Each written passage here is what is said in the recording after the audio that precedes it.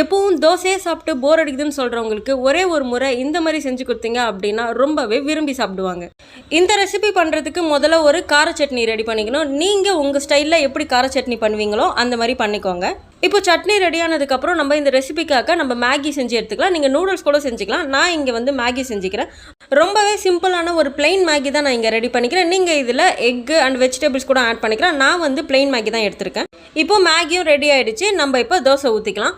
தோசை ஒரு பக்கம் நல்லா வெந்ததுக்கப்புறம் நம்ம ரெடி பண்ணி வச்சுருக்க சட்னியை இப்படி தோசை ஃபுல்லாக ஸ்ப்ரெட் பண்ணி மூடி போட்டு வேக வச்சுருக்கலாம். நம்ம இந்த தோசையை திருப்பி போட போகிறதில்ல.